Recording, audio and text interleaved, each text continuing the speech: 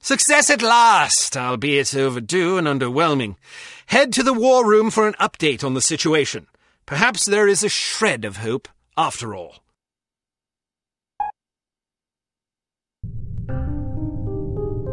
I can't believe this. She's late again. Where is that blasted girl? Give her a break, Smithy. About damn time. There's been a new development. I heard about the Monte Carlo incident. Was it harm? Indeed. They've just issued their demands. What you know is that at precisely 1700 hours Greenwich Mean Time on September 19th, 1967, an explosion destroyed Club Metropole in Monte Carlo, Monaco, killing 47 people and injuring more than 100. What you do not know is that the source of the blast was not a mechanical device, but rather a man, Commissioner Maurice Albert. Because you are at least somewhat familiar with the research of Dr. Otto Schenker, you are therefore capable of comprehending both the plausibility of this claim as well as its implications. As we have demonstrated, our organization, HARM, possesses the recipe for a biological weapon of such insidious potential and singular destructive power that no one on the planet is safe. Unless our demands are met. This is outlandish. By now, I'm sure you have received the itemized list of our requirements. You have exactly 1 week to fulfill these requirements. If our demands are not met, we will be forced to discipline you. Already, we have infected prominent individuals in 36 major metropolitan areas around the world. The first of our unsuspecting victims will detonate at exactly 0600 hours on September 26th.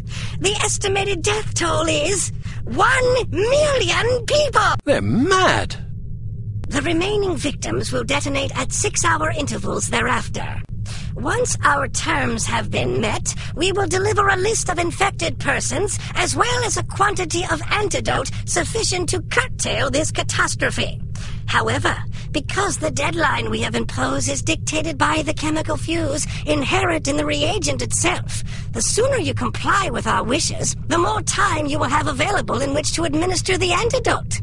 I assure you that you do not possess the medical means necessary to diagnose the infection, nor the technical means necessary to diffuse it. Therefore, it would be in your best interest not to squander valuable time on such useless endeavors. Furthermore, any attempts by your secret service organizations to interfere with harm shall be severely punished. That is all. A puppet? Don't be fooled by the messenger. This situation is extremely grave. They certainly expect us to swallow a lot of maybes. Maybe they're telling the truth about Monte Carlo. Maybe the consequences would be as dire as they predict. Maybe there's an antidote. Maybe they'll fulfill their end of the bargain. I tend to agree with you, Agent Archer. But for the time being, I suggest we take them at their word. The word of a puppet? What are their demands? Mr. Smith? £50 million sterling, the continent of Australia, and an internationally recognized holiday to be known as Praise Be to Harm Day. I don't see the point. Presumably it is to praise harm. Not in the holiday. In their demands. It's obvious we aren't capable of fulfilling them. Harm must want us to forfeit. Nonsense. They may be madmen, but we have to presume they aren't completely irrational. Why even issue demands if their sole purpose were to cause destruction and chaos? Perhaps they expect a partial capitulation. That way they can get what they really want, the £50 million sterling. But they can also justify punishing us when we come up short on their other demands. It's obvious from the way they go on about their secret weapon that they're just itching to use it again. You hardly have the experience necessary to support such speculations. Archer may be onto something. In any case, Harm's motives are irrelevant. Our goal is to stop them, completely. No capitulation, no compromise. What about their warning? Once again, we must take them at their word. It is therefore imperative that we act swiftly and decisively. Our objectives are clear. We must obtain the list of infected individuals. We must get our hands on the antidote, and we must recover Dr. Schenker. And Volkov? He's only a threat if he knows what we're up to. If our theories are correct about Agent Lowry, Volkov shouldn't be much of a concern. What if your theories aren't correct? Then may God help us all. I hope we can come up with a better plan than that. What about the information we got off the ship? Well, the containers you photographed weren't accounted for on the shipping manifest, which comes as little surprise. However, much of the cargo aboard the freighter was on its way to a chemical plant in southern England. Not much to go on. Be that as it may, it's better than sitting on our hands waiting to find out if Archer's correct about Harm's intentions. And the captain's log? Useless. Shite. Tell us about this chemical plant. It's owned by Dumas Industrial Enterprises. Dumas? As in Baron Archibald Dumas? What do you know about him? Only what I've read in the papers. Apparently, he's a reclusive chap who spends much of his time hunting big game in Africa and Southeast Asia. No one knows much about him except that he inherited the company from his father about 10 years ago. We're counting on you to discover whether or not he's connected to Harm. And if he is? First things first. For now, try to get an audience with the man. Size him up. We need to know what sort of fellow we're dealing with.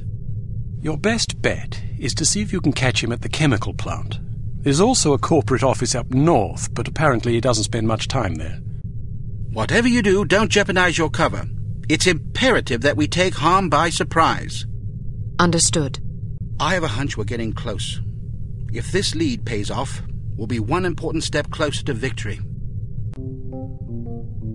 Welcome to Advanced Field Tactics. We've cooked up a stunning new perfume for you. It temporarily blinds and dazes anyone caught in its influence. Do be careful not to spray it upwind.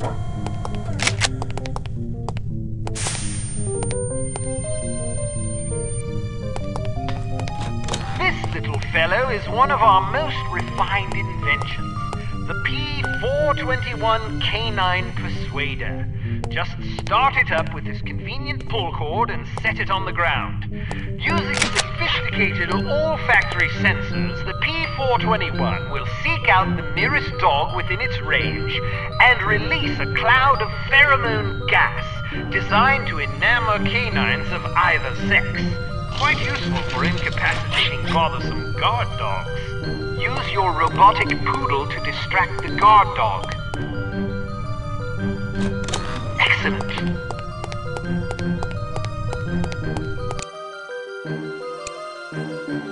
It is possible that the reclusive Baron Archibald Dumas is somehow connected to the disappearance of Dr. Schenker. It will be up to you and Agent Goodman to establish the link, if it even exists. The first step is to meet the Baron in person and size him up. Whatever you do, don't blow your cover.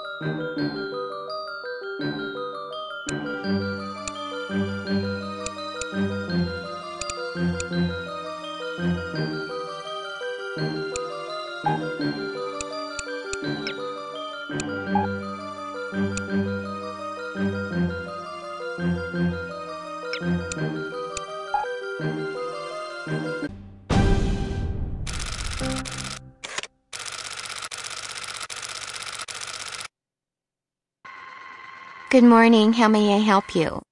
We've an appointment with Baron Dumas. I'm sorry, but are you sure it was today? The Baron usually reserves Mondays for golf. Tuesdays and Thursdays are for skeet shooting, Wednesdays for fishing, and Friday afternoons for backgammon. Sounds like a busy schedule.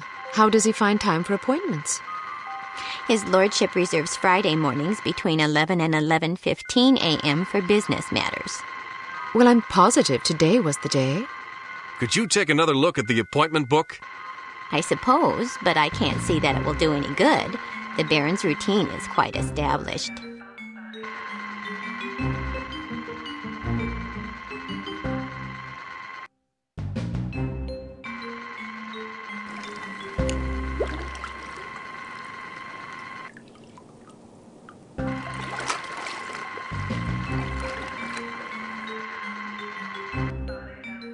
Would you excuse me for a moment? That should keep her busy for about 10 minutes, poor lass. All right, wait here just in case. I'll find the Baron's office and see if I can dig up some incriminating evidence.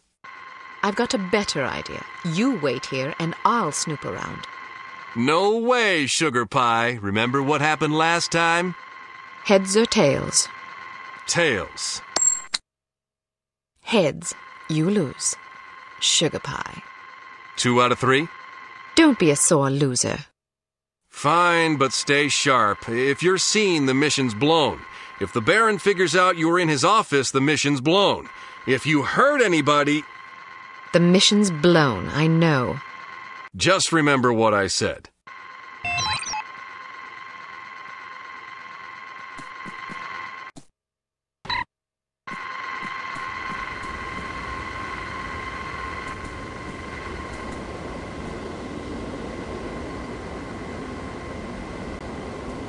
I'm not sure I agree with your conclusion. Did you see what she did with her hair?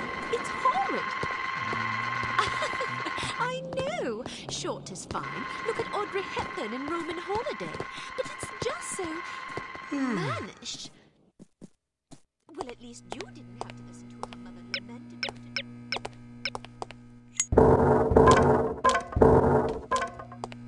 He was distraught, and who could blame her?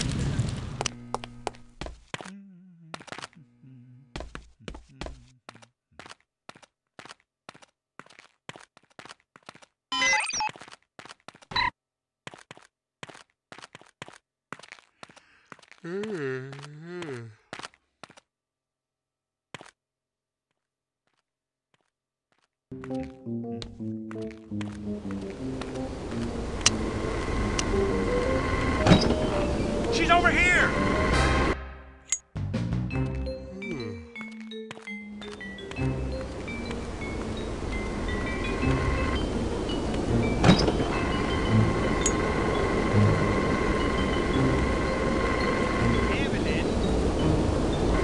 Yes, Mr. Hilltop. Brian's coming along too. Good. See you then. Bye. Certainly, Mr. Hilltop. She's here!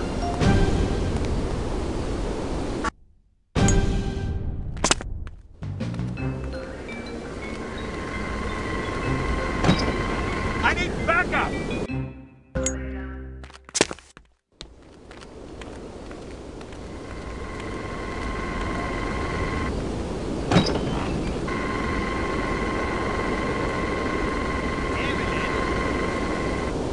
Yes, Mr. Hilltop. What do you mean, dear? Brian's coming along too. Good. See you then. Certainly, Mr. Hilltop.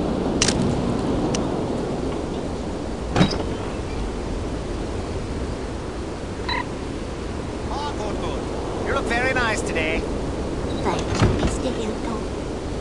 I'll be in my office if anybody calls for me. Yes, sir.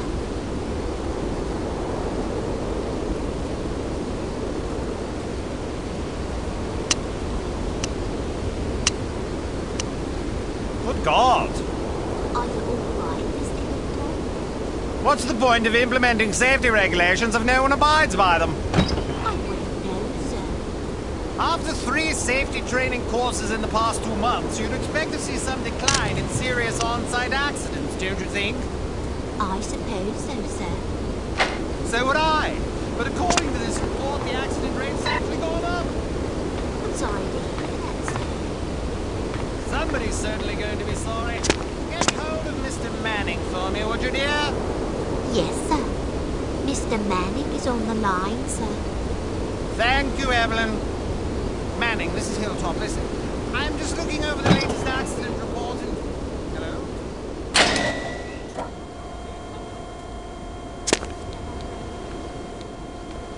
Don't bother. I think I'd better have this conversation. I'll be back in a jiffy.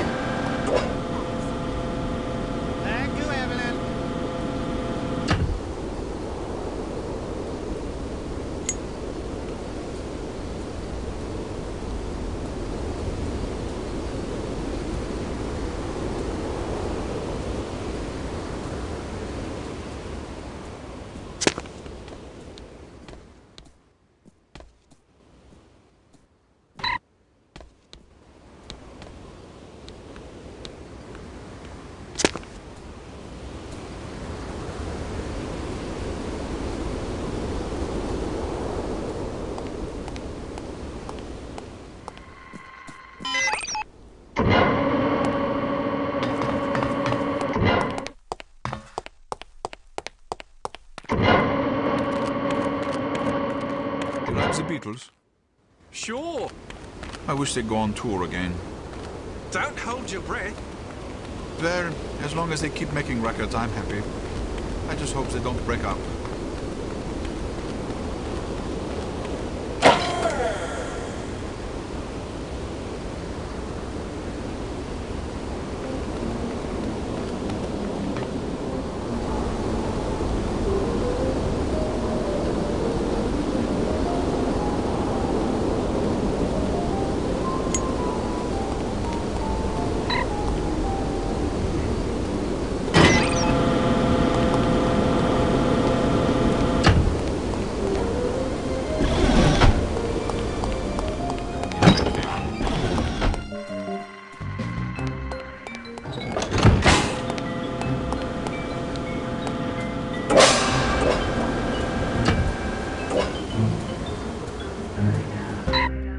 Any luck? Plenty. Do you trust me now? Nope. Now then, let's see if, we can't sort this confusion out, shall we? That's all right. Perhaps we can reschedule at a more convenient time. Certainly. How about Friday at 11 a.m.? Perfect. See you then.